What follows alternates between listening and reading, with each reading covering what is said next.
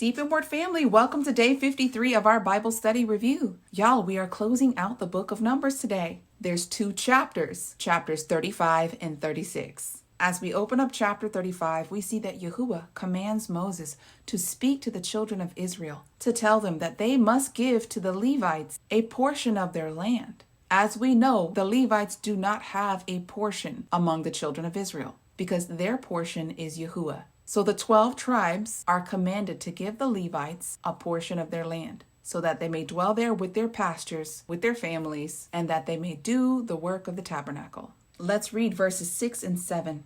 Among the cities which you will give to the Levites, there will be 6 cities of refuge, which you will appoint for the manslayer, that he may flee there.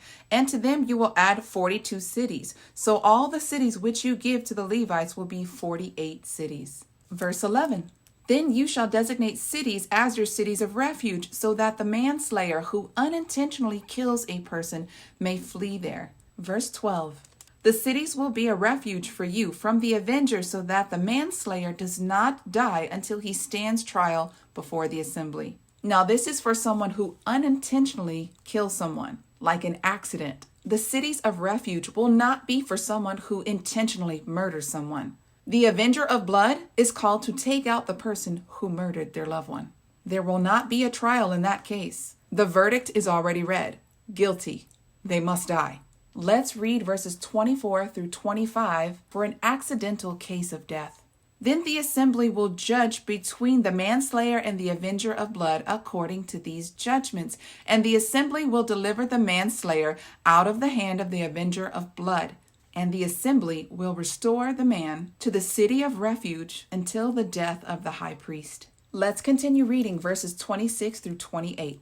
But if the manslayer will go out at any time beyond the border of the city of his refuge where he fled, and the avenger of blood finds him outside of the borders of the city of his refuge, and the avenger of blood kills the manslayer, he will not be guilty of blood, because the manslayer should have remained in the city of his refuge until the death of his high priest.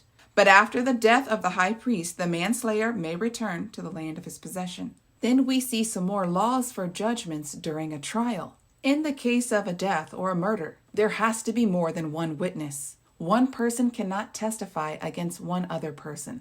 There must be 2 or more witnesses. And they cannot take bribes. There cannot be a judge who renders someone not guilty because they received money or payment. Yahuwah Elohim is not playing those type of games. Verse 32. You will not take a ransom for him who fled to the city of refuge, that he should come out again to dwell in the land until the death of the high priest. Verse 33.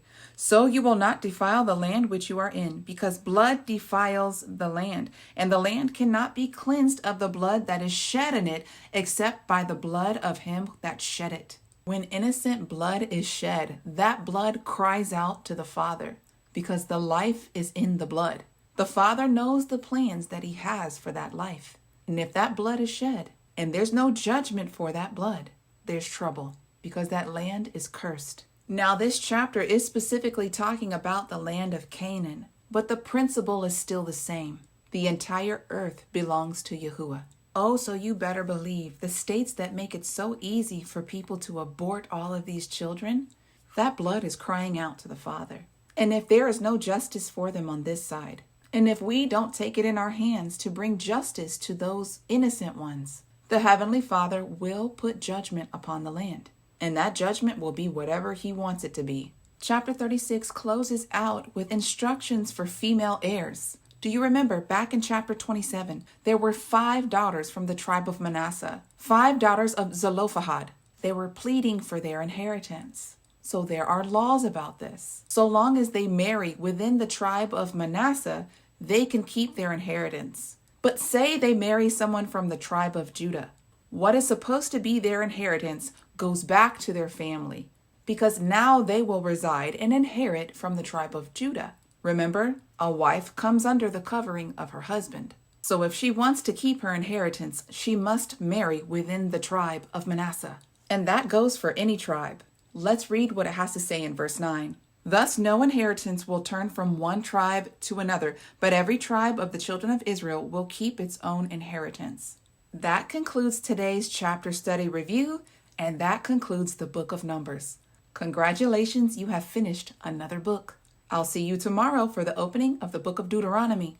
Until then, Yah bless.